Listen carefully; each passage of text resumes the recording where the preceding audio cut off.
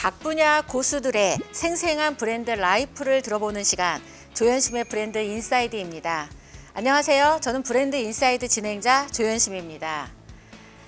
여러분의 삶에서 제일 중요한 단어가 있다면 어떤 단어를 떠올리실 수 있으실까요? 저는 이 단어가 떠오릅니다. 진로. 내가 나아갈 길을 스스로 정하고 그 정한 길대로 가면서 성취를 이뤄내는 삶? 그것처럼 행복한 삶은 없을 것 같다고 생각합니다. 그래서 그렇게 본인의 진로 여정을 행복이라는 단어와 연결해서 행복한 진로 여행, 행진을 하고 계시는 재능 디자인 연구소 우리 손영배 소장님을 오늘 스튜디오에 모셨습니다. 안녕하세요. 안녕하세요. 반갑습니다. 네, 인천 지역의 진로 선생님이셨다가 이제는 독립하셔서 재능 디자인 연구소 소장님으로 좀 활약을 하고 계시거든요. 우리 시청자분들에게 직접 본인 소개 좀 부탁드리도록 하겠습니다. 네, 안녕하세요. 반갑습니다. 재능 디자인 연구소의 소장 손영배입니다. 재능 디자인 연구소는 청소년들의 재능을 발견하고 끄집어내서 스스로 자신의 적합한 진로를 찾아갈 수 있도록 도와주는 그런 연구를 하는 곳이고요. 연구소의 핵심 가치는 직업계 고등학교, 즉 직업교육의 인식 개선 그리고 위상 정립입니다. 더 나아가서 부모와 자녀 간의 진로 고민을 해결하는 데 있습니다. 앞으로도 계속해서 진로 교육과 또 진로 고민에 대한 부분을 해결하는 데 큰 역할을 할 수 있도록 하고 싶습니다. 여러분, 감사합니다. 고맙습니다. 방송 끝나는 멘트인데요. 시작과 동시에 그렇군요. 바로 끝나는군요. 제가 긴장을 좀 해서. 네, 그러신 것 같아요. 네. 선생님이 제가 하고 있는 퍼스널 브랜딩이라는 그 단어를 10여 년 전에 귀히 여기시고 그거를 직접 학생들에게도 적용했지만 본인의 삶에도 직접 적용을 해서 교사 브랜딩의 거의 선두주자라는 생각이 들거든요. 그래서 그거 말고도 또 작가로서도 좀 활동을 하고 계시잖아요. 그래서 최근 근황 좀 소개해 주시죠. 제가 이제 30여 년간 직장 생활을 회사 생활 그리고 학교에서 하다가 퇴직을 하고 바로 3월 1일자로 퇴직하자마자죠. 이제 창업을 했어요. 3일절을 기념해서 이제 순국선열에 대해 묵념을 하면서 각오를 다 지게 됐죠. 그러면서 내는 책이 여기 이제는 진학이 아니라 진로예요. 앞서서 말씀드렸듯이 그 창업으로서는 재능 디자인 연구소를 그리고 창직으로서는 재능 디자이너로서의 창직을 하면서 이 책을 나왔는데요.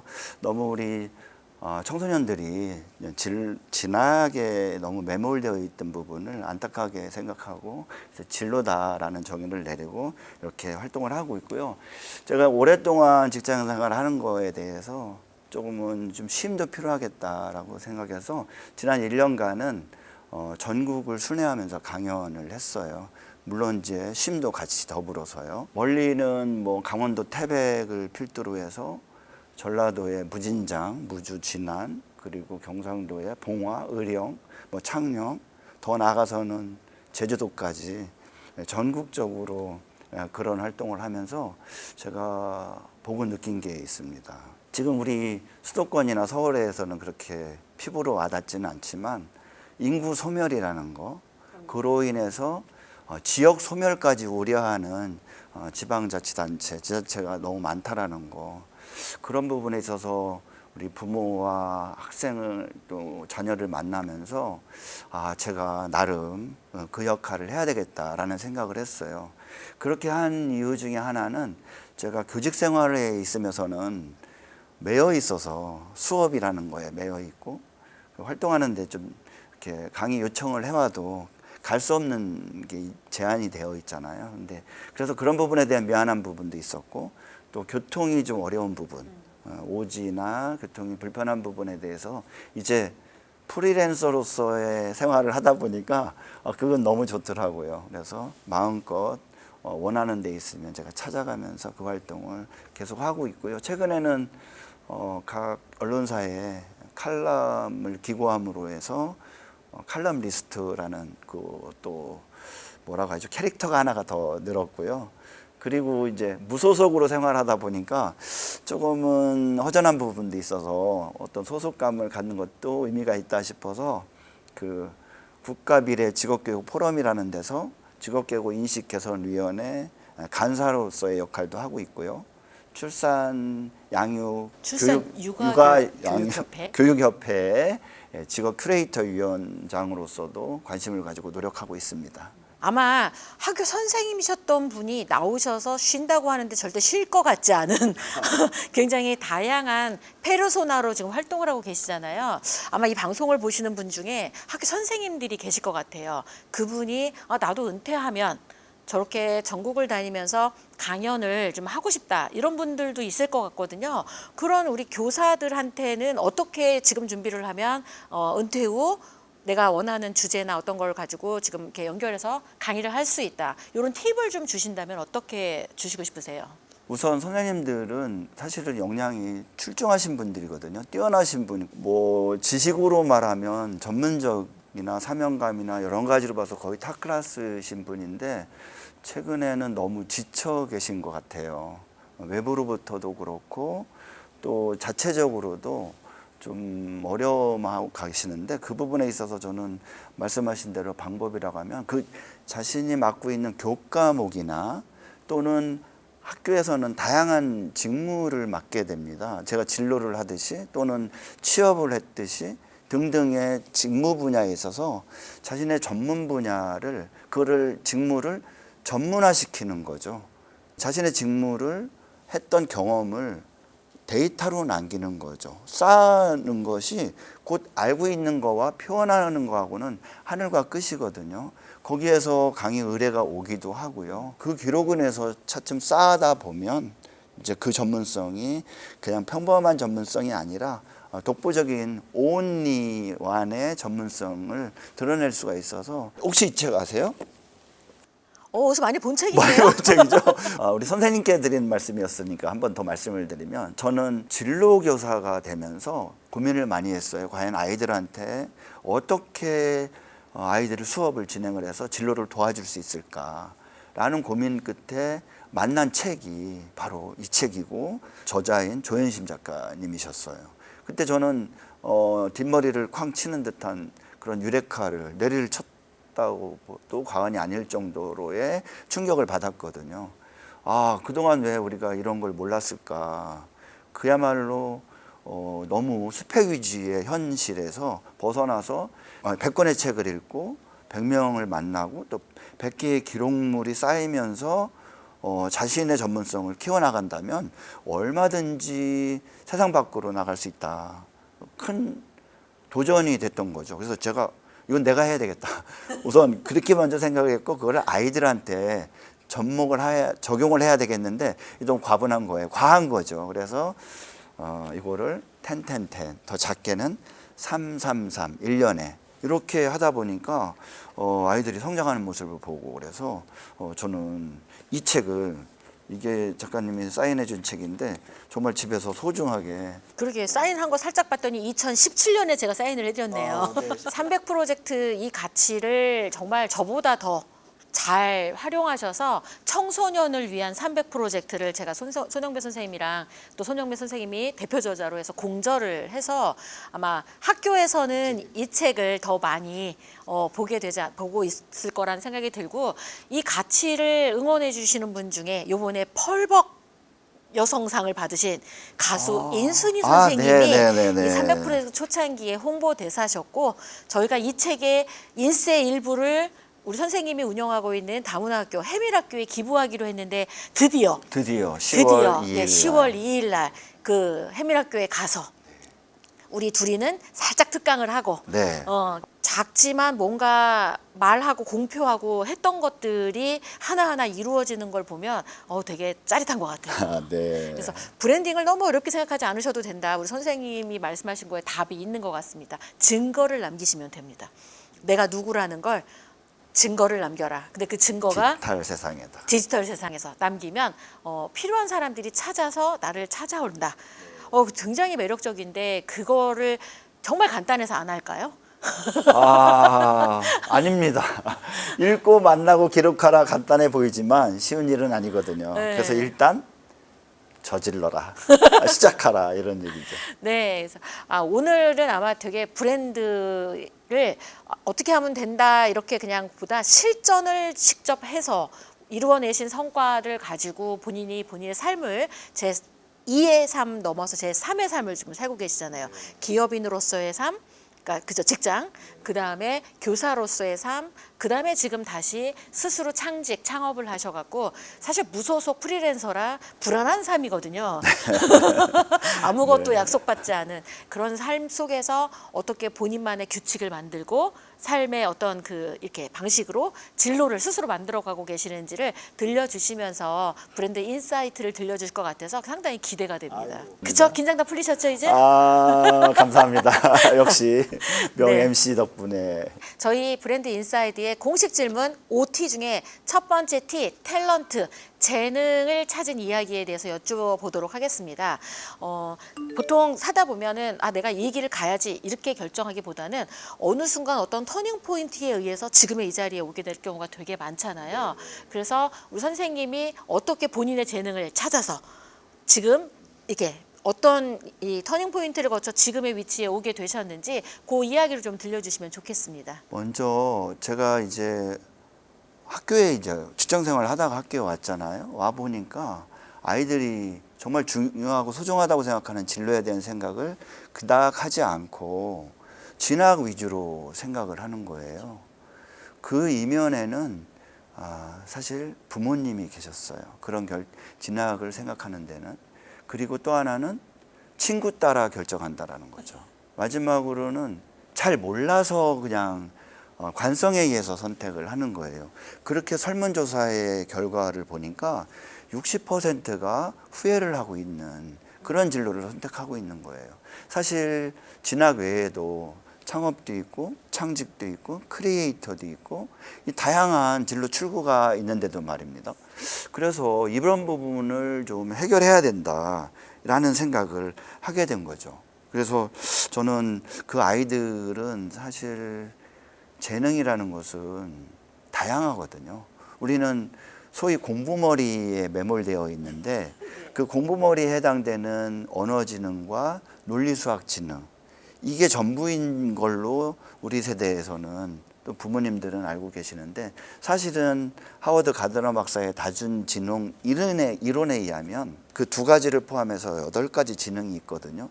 예를 들어서 대인관계, 사회성을 얘기하는 거죠. 그리고 자연친화지능, 음악지능, 자기성찰지능 뭐 다양한 지능들이 있는데 그런 지능을 발굴을 해서 또 끄집어내고 그거를 스스로 자신의 적합한 진로를 강점을 더 강화시키는 그런 진로를 찾아가 주는 게 저의 역할이 아닐까라고 생각을 해서 지금 그런 의미에서 지금 이 일을 뭐 어렵지만 하고 있습니다.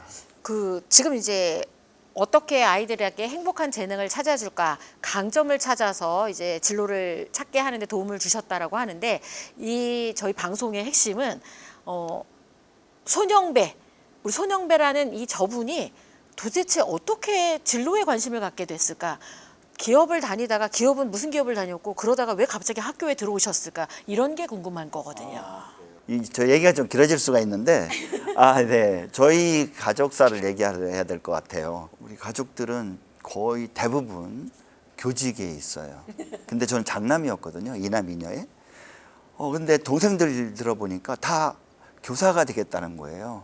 근데 교사의 그 당시에 우리 아버지의 교사 생활을 보건데 별로 비전이 없어 보였어요.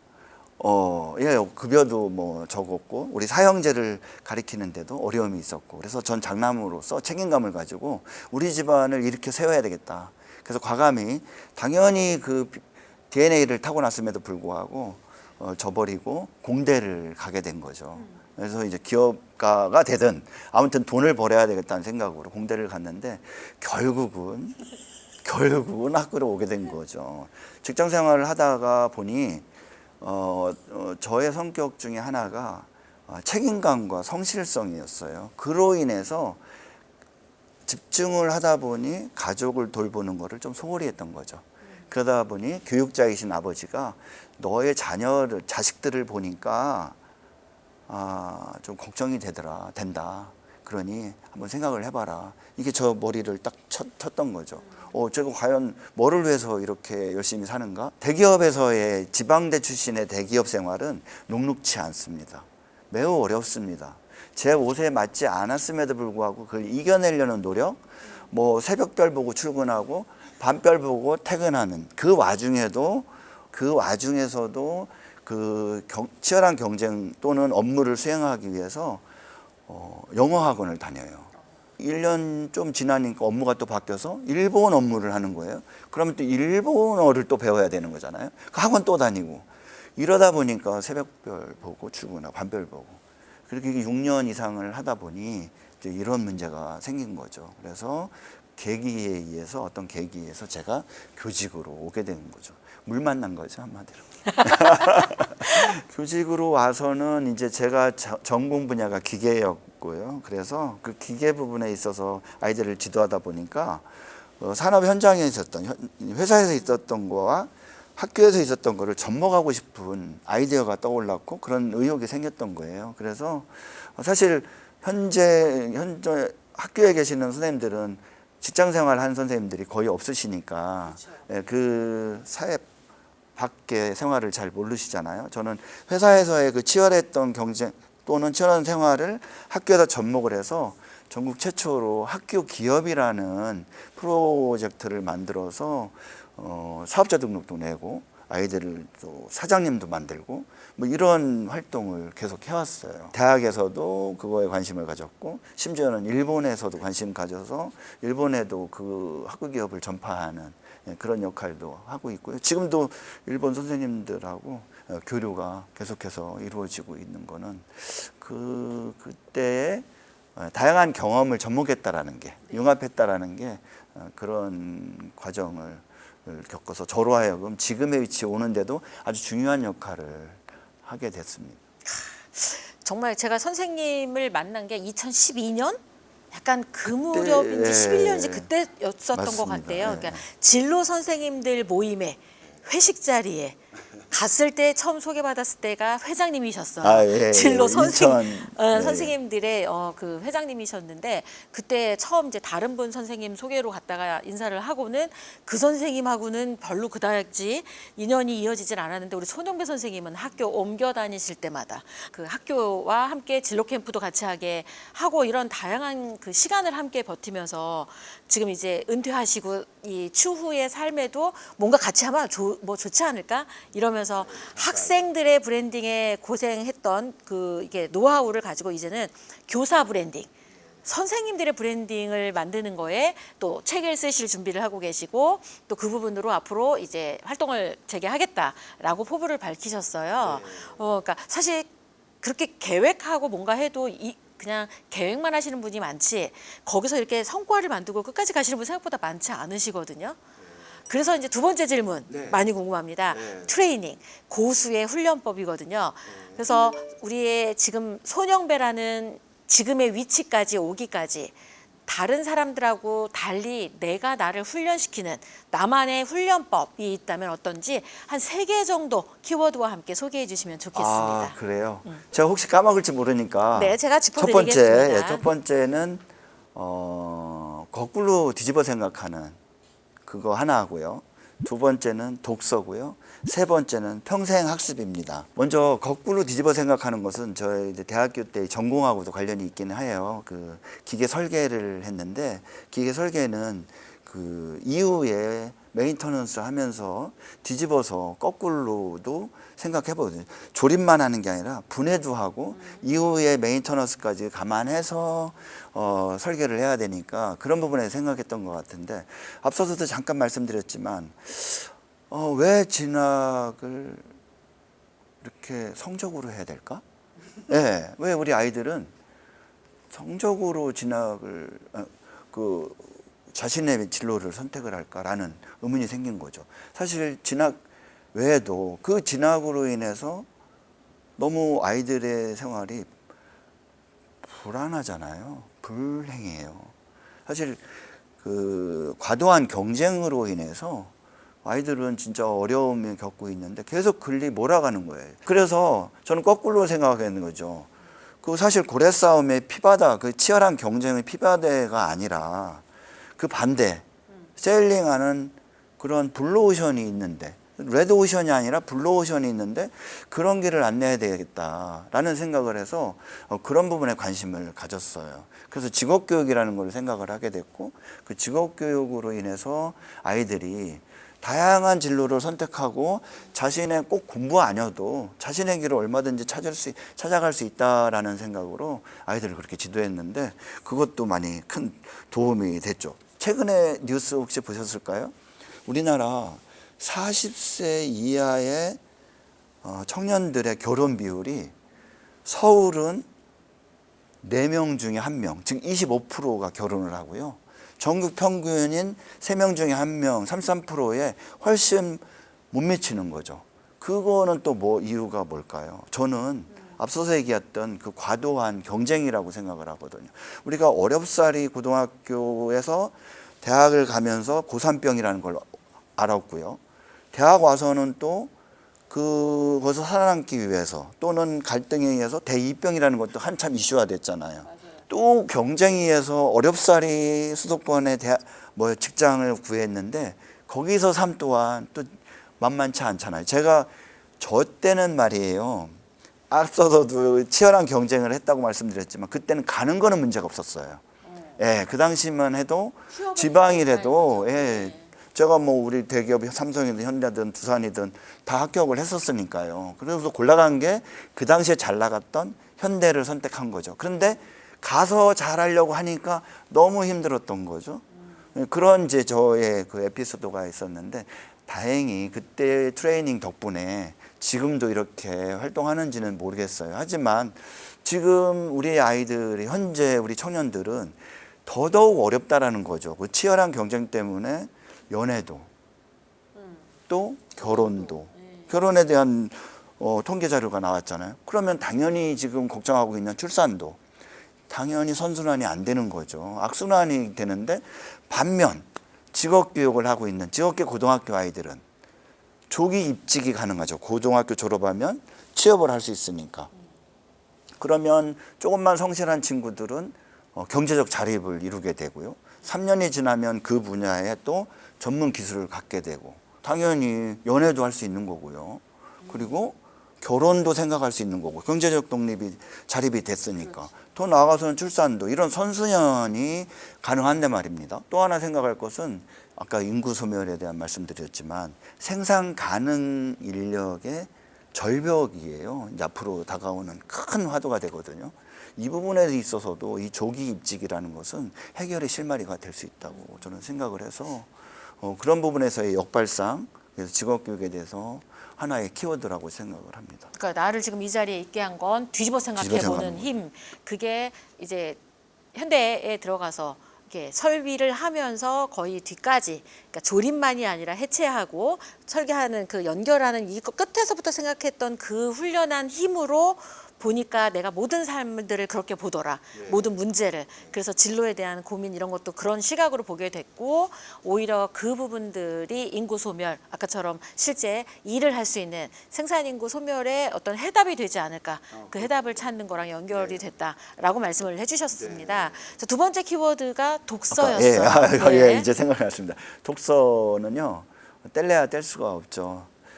제가 어릴 때 시골에 살았는데 너무 놀아제끼니까 선생님이셨던 그 아버지가 책 하나를 던져주면서 이건 꼭 읽어봐라 라고 한 게 갈매기의 꿈이었어요. 그래서 저는 막연하게 꿈을 꾸게 됐죠.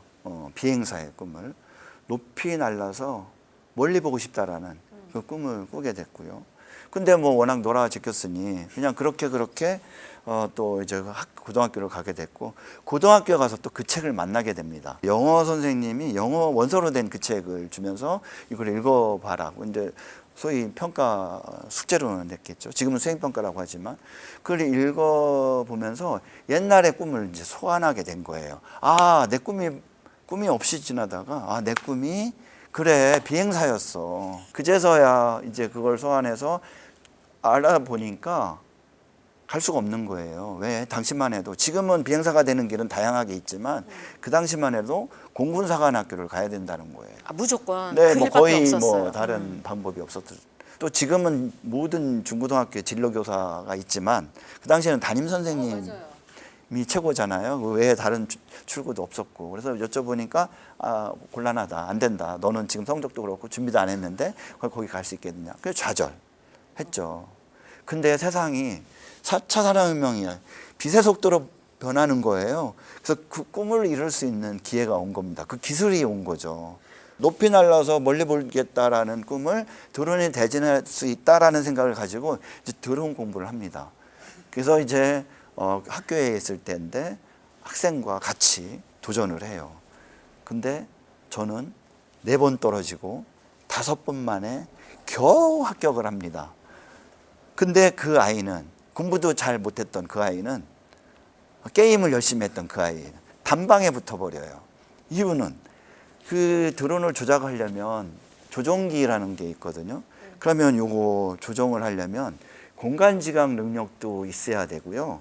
이 신체 조작 능력도 아까 말씀드린 하워드 가드너 박사의 8가지 지능 중에 그 두 지능이 들어가는 거거든요. 그 아이는 그게 출중했던 거죠. 그래서 이게 바뀐 세상에서의 공부가 전부가 아니구나. 그 학생한테 제가 배워서 결국은 그 자격증을 이제 취득한 거죠. 그래서 그 꿈을 포기하지 않고 또 끝까지 꾸게 된 것도 책이었고 또 이루는 데 있어서도 또 들은 책도 봐야 되고 뭐 등등 그러니까 포기하지 않으니까 되더라. 두 번째 키워드인 독서가 보통은 그냥 책을 많이 읽었다 뭐 이런 뉘앙스인 줄 알았는데 한 권의 책이 나의 꿈의 시작을 만들었고 또 나중에 진짜 다시 내가 원하는 꿈을 이루는 데는 또 그 관련된 책들을 읽으면서 한다. 결국은 책을 통해 내 삶을 바꿀 수 있었다. 근데 최근에 그 학생을 만났어요. 근데 이제 CJ 대한통운에 다니는 제 제자를 만났는데 자기가 학창 시절에 했던 그 블로그 만들고 책을 읽고 일상생활을 계속해서 포스팅을 한 게 취업하는 데도 도움이 됐고 가서 직장생활 하는 데 도움이 돼서 지금도 계속 하고 있다고 그래요. 그래서 제가 얼마나 반가웠는지. 또 한 친구는 또 민설하는 친구 아시잖아요. 알죠. 그 친구는 지금 고등학교 졸업한 지금 이제 3년 차인데 마치 대리급 이상의 대우를 받는데요. 일을 얼마나 잘하는지. 그거는 그 아이 1학년 때는요. 사실은 공부에는 관심이 1도 없었던 아이. 늘 학교에서 잠만 잤던 아이였거든요. 근데 이 프로젝트를 만나면서 본인이 하는 얘기가 그거예요. 반신반의해서 시작을 했으나 1학년 때 333, 2학년 때 10, 3학년 때 100, 물론 100을 다 수행은 못했지만 하는 과정에서 이미 2학년 때 스카우트 제의가 오고 3학년 때는 출판사로부터 출판을 같이 하자. 물론 나이 때문에 같이 하지는 못했으나 이렇게 발전하는 그 아이의 모습 이런 거 보면서 제가 이제 더 확신을 하게 되는데 더 나아가서는 이 녀석이 너무 잘하니까 후배 2명을 추천해 달라는 그 회사 상사로부터 제안을 받은 거예요. 그래서 자기도 또 엄선해가지고 추천을 했더니 그 2아이가 또 그 회사에 합격을 한 거예요. 근데 그 회사가 어떤 회사냐? 대한민국 굴지의 물류 회사예요. 거기서 관세 직무를 수행하고 있는데 그 녀석은 그 333 프로젝트를 자신이 꿈을 꿀 때마다 다 수행했기 때문에 마지막으로 결정한 게 텐텐탄으로 관세 분야를 했기.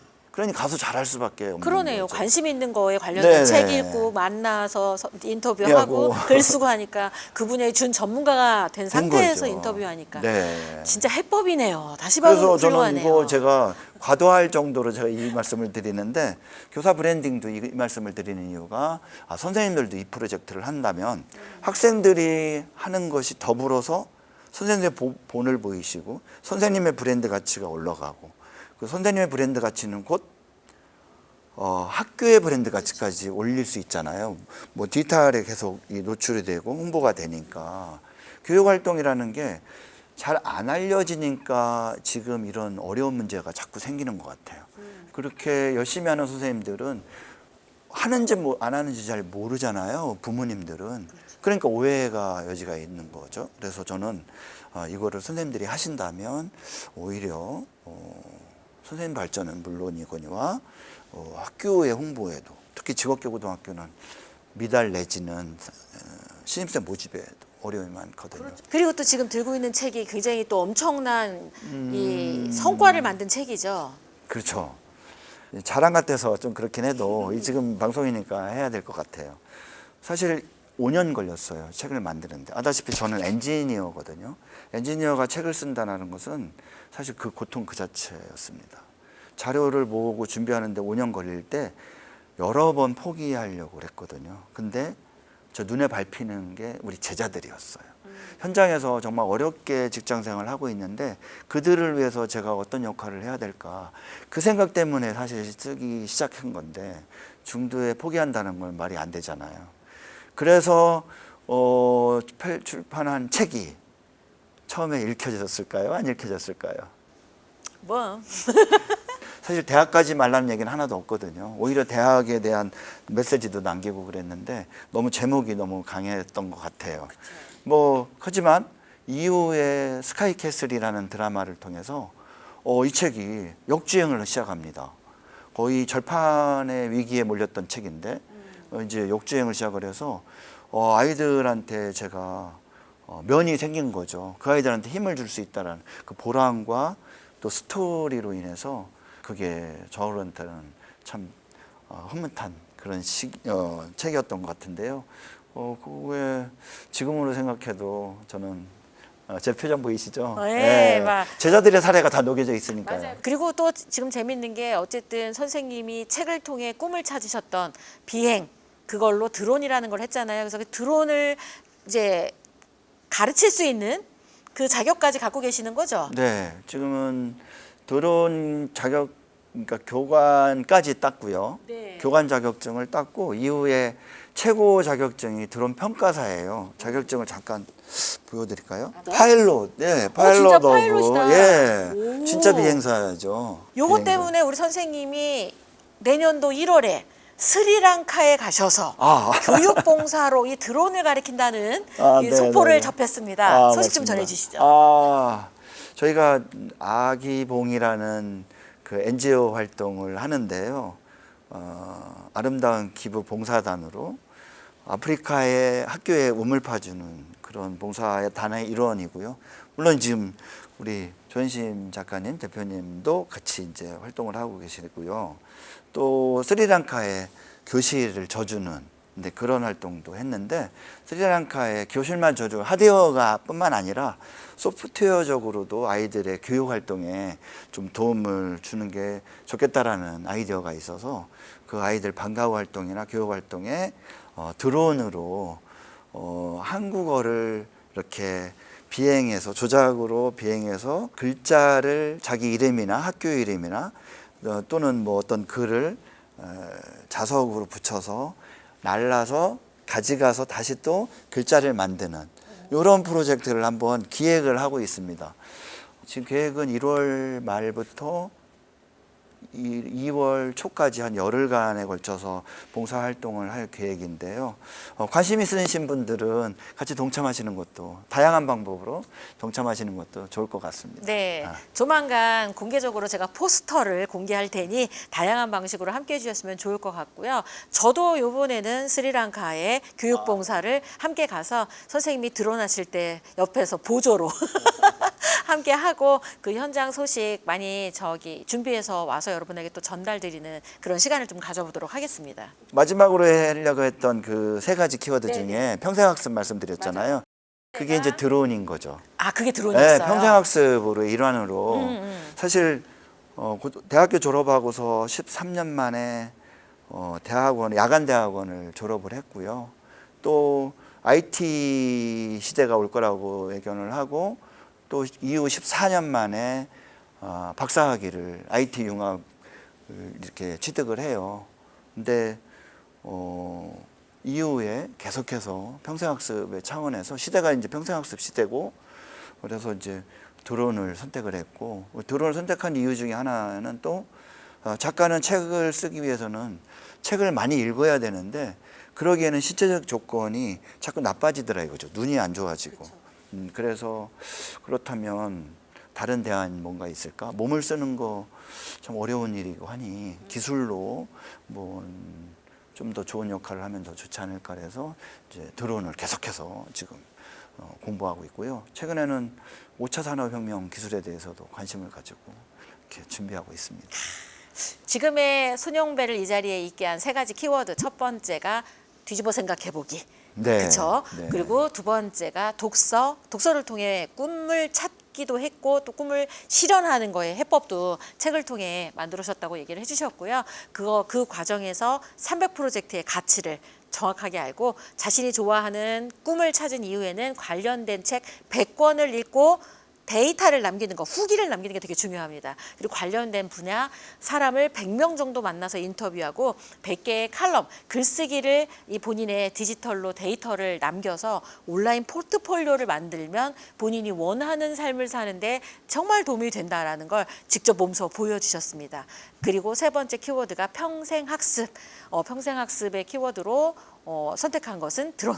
이라고 말씀을 하십니다. 그래서 그 드론으로 또 새로운 이 본인의 이 또 다른 꿈을 이뤄가시는 모습들을 저희는 또 지켜보면서 이 내년도에 있을 스리랑카 교육봉사에서 드론으로 어떤 역할을 할지 아마 지켜보고 또 추후에 저희 방송에서 소개할 수 있으면 기회가 되면 또 소개해 보도록 하겠습니다. 자, 세 번째 키워드는 토크, 온라인, 오프라인으로 소통이 중요한 시대를 살고 있잖아요. 우리 선생님은 지금 소통을 어떻게 하고 계시는지요? 네, 뭐 교직 생활에서보다는 더 활발하게 소위 그 엔잡러의 역할을 수행하고 있습니다. 그리고 뭐 앞서 말씀드렸던 칼럼을 통해서 칼럼니스트로서 역할도 하고 또 영상을 만들어서 진로와 관련된 영상 지금 한 170여 개가 올라가 있는데 유튜버로서도 온라인상에서 만나고 있습니다. 경영학의 구루라는 분이 한 얘기가 그 인재라는 책에서 얘기했잖아요. 세상은 앞으로 모두가 자기를 고용하는 독립 노동자로 살 것이다 라고 얘기했어요. 그 시대에 맞게 저도 그런 준비를 하고 실천해야 하는 과정이고요. 오프라인상에서도 강연을 제가 사실은 더 좋아하거든, 잘하고요. 이렇게 인터뷰하는 건 너무 지금 어려운데 강연은 제가 특히나 잘하시죠. 강연 준비하는 과정이 너무 행복해요. 네. 네, 강연 준비하고 또 강연하는 데 있어서 오프라인에서 그 부모와 자녀 뭐 다양한 사람들을 만나면서 이렇게 온 오프라인에 대화를 하고 있는데 끝나는 게 아니라 강연 끝나는 게 아니라 이후의 팔로업이나 이런 부분에 있어서 신경을 쓰고 있습니다. 그런 방법으로 소통하고 있습니다. 그냥 단순한 학교 선생님이었다면 이렇게까지 활발하게 활동하고 소통할 수 있었을까 그런 생각이 드는데 제 3의 직업을 본인이 직접 선택하셔서 나오셔가지고 지금 이런 삶을 살고 있는 걸 보면서 또 다른 에너지원이 되지 않을까 이런 생각이 드는데 많은 분들은 여기서 생각하실 것 같아요. 정년 퇴직을 하시고 하시는 걸까? 아니요. 정년 퇴직 전에 자발적으로 퇴임을 하셨습니다. 자발적인 퇴임이었습니다. 명퇴라고 명퇴. 하죠. 네네. 1년 반 남기고서 그러니까요. 네, 먼저 퇴직을 했어요. 그거 궁금하실 것 같은데 아시는 분들은 퇴직 이후에는 좀 늦을 것 같다라는 생각을 한 거죠. IT의 거장들은 다 대학을 중퇴했어요. 졸업할 때까지 기다릴 수 없었던 거죠. 같은 맥락에서 그때는 늦을 것 같다라는 생각이 퇴직할 들었어요. 때까지 못 기다린다. 네, 그래서 그 전에 그래도 조금이라도 더 에너지가 있을 때 하는 게 옳다라고 생각을 하고 먼저 이렇게 나와서 이렇게 헤매고 있습니다. 사실은. 후회하시지는 않으세요? 전혀 후회하지는 않습니다. 아니 왜냐면 다른 분들이 보시고 안정적인 잡을 어쨌든 놓고 나오셔서 이 일이 좋아 보이지만 또 새로 생각하지 않았던 어려움 때문에 또 이게 후회하는 거 아닐까 이렇게 그렇게 보실 수도 있어서. 아닙니다. 절대 후회하지 않고요. 저는 지금 선택이 너무 좋다. 아까도 퇴직 이후에 전국을 이렇게 다니면서 이렇게 강연도 제가 제일 좋아하는 게 강연이라고 했잖아요. 강연도 하기도 하고 이어서 자연과 벗삼아서 자연도 보고 그 지역의 다양한 또 먹거리도 이렇게 같이 제 꿈인 놀고 먹고 닮아가는 것 같아요. 강의하고 글 쓰고 이런 거를 지금 너무 좋아하면서 같이 비슷하게 닮아가서 어느 지역에서 같이 합차할지 모를 것 같아요. 자, 이제 네 번째 공식 질문입니다. 타임. 지금 보면 긴 시간 이렇게 멈추지 않고 계속 움직이게 하는 동력이 있는 것 같은데 그게 뭔지 좀 소개 좀 해주시죠. 그 체력하고 정신력이라고 생각을 해요. 옛날에는 우리 지덕체 기억나시죠? 네. 네. 지금은 어떨까요? 저는 지금 이렇게 정의 내립니다. 체덕지의 순서다. 체력이 먼저다. 체력이 더 중요하다. 두 번째로 덕이고 세 번째가 이제 직이다. 지식은 이제 이미 다 폰 안에 들어와 있잖아요. 체덕지인데 제가 어릴 때 놀아 제꼈다고 말씀드렸죠. 노는 거 좋아했고 고등학교 때까지 사실 고등학교가 공부만 하는 학교를 어렵사리 입학을 했는데 거기서도 아이들은 진짜 공부만 했을 때 저는 농구부를 만들어서 다른 학교하고 교환 경기 하기도 하고요.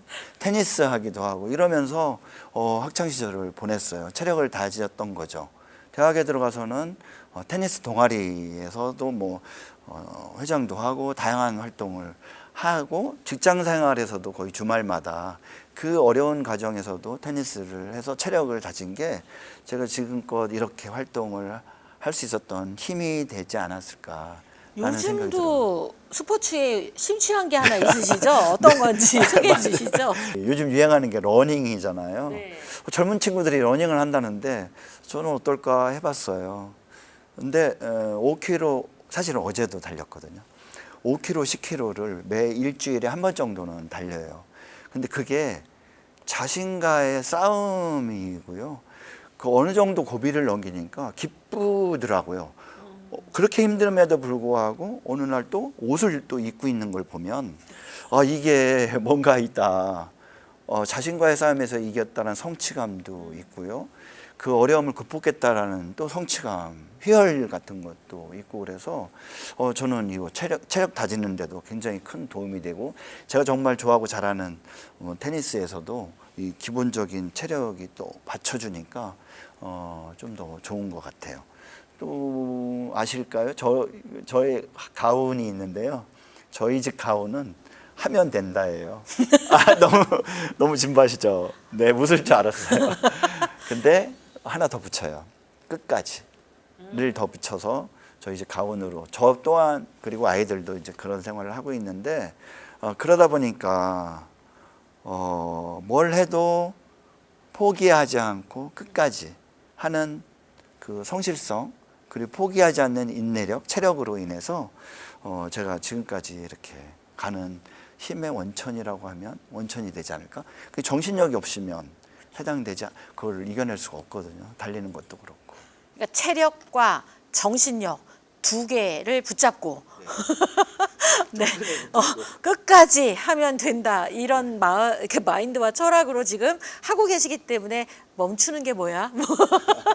지금 이렇게 하면서 시간을 잘 이렇게 견뎌가고 있다고 말씀을 해주셨습니다. 자, 마지막 키워드 타이밍입니다.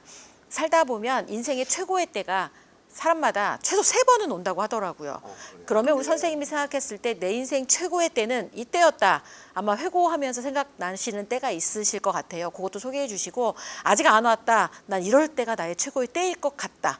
내가 생각하는 최고의 때 언제일까요? 저는 앞서서 잠깐 말씀드렸던 그 아이들의 눈빛에서 간절한 눈빛을 해결해 줬다. 일정 부분. 그리고 그 아이들의 어려운 부분을 이 책을 통해서 잘 읽혀지지 않은 책이 터닝돼서 역주행하면서 또 이 책이 지금 4판이 곧 나올 것 같아요.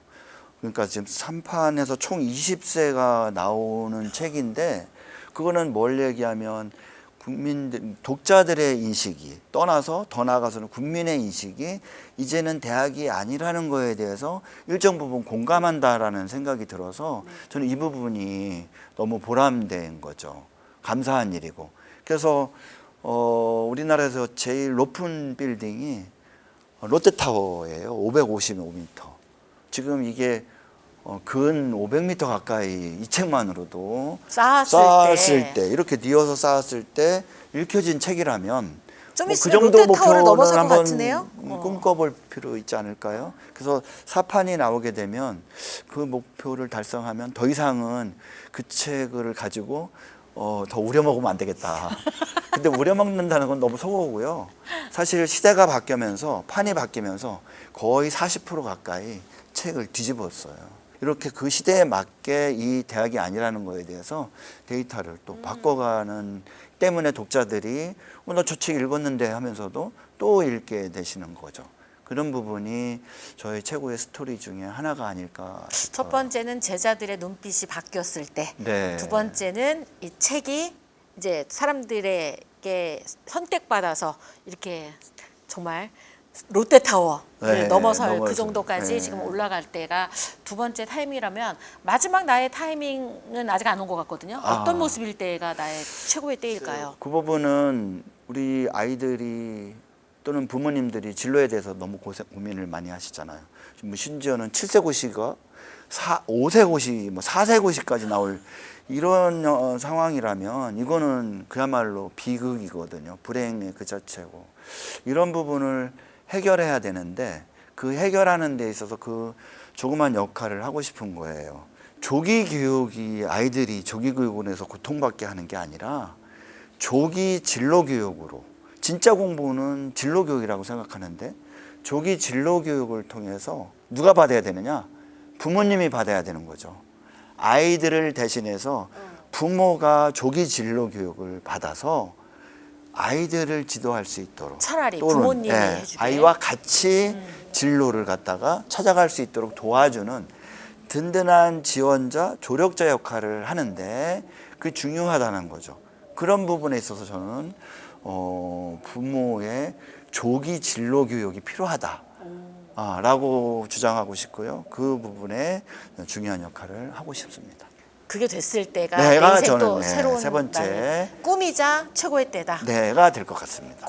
미래를 이렇게 공표하고 나니까 그 일이 또 아, 이루어지는 계기가 되지 않을까 이런 생각을 합니다. 선생님의 미래의 꿈에 또 이렇게 응원을 할 수 있게끔 또 허락해 주셔서 너무너무 감사하고요. 저희 시청자분에게 마지막으로 인사 부탁드리도록 하겠습니다. 네. 우리 청년들, 청소년들의 꿈을 응원해주고 지원해 주세요. 우리 아이들 또는 힘들어 하거든요. 그럴 필요가 있고요. 마지막으로 제가 이 책 진학이 아니라 진로다에서 뒷부분에다가 에필로그로 존경하는 학부모님께라는 주제로 편집글을 썼거든요. 그 첫 번째가 앞서 말씀드린 첫 번째가 행복은 성적순이 아니라는 거죠. 그거 두 번째는 자녀들에게 진짜 공부는 진로 체험을, 다양한 체험을 하게 해서 경험을 쌓게 하는 게 진짜 공부라고 저는 생각을 해요. 그리고 든든하게 믿고 기다려주는 인내심을 가지고 아이를 지지해주는 그런 후원자가 되시기를 바라는 마음으로 여기다가 편집글을 썼거든요. 이렇듯이 우리 아이들의 큰 힘이 될 수 있는 부모님이 되시기를, 그리고 시청자 여러분이 되시기를, 그런 면에서 행복한 진로 여행을 응원하겠습니다. 네. 오늘 너무 좋은 말씀 전해주셔서 너무 고맙습니다. 감사합니다. 100세 시대를 넘어서 이제 150세 시대도 바라보는 요즘입니다. 여러분이 알고 있던 방식으로는 몇 년을 소화하실 수 있을 것 같으세요? 지금 오늘 이 방송을 통해서 행복한 진로 여행, 충분히 60세가 아니라 80세, 100세, 120세, 150세까지를 얼마든지 살아낼 수 있는 힘을 가진 아이들로 성장시켜 주시는데 여러분들의 부모님들의 역할이 굉장히 중요하다는 생각이 들고요. 그 부분들을 먼저 앞서서 함께 가도록 이끌어 주시고 지지해 주시는 행복한 진로 여행의 재능 디자인 연구소 우리 손영배 소장님의 이런 그 인사이트 있는 이야기가 도움이 되셨기를 바랍니다. 오늘 조현심의 브랜드 인사이드 여기까지 하도록 하겠습니다. 시청해 주셔서 고맙습니다. 네, 고맙습니다.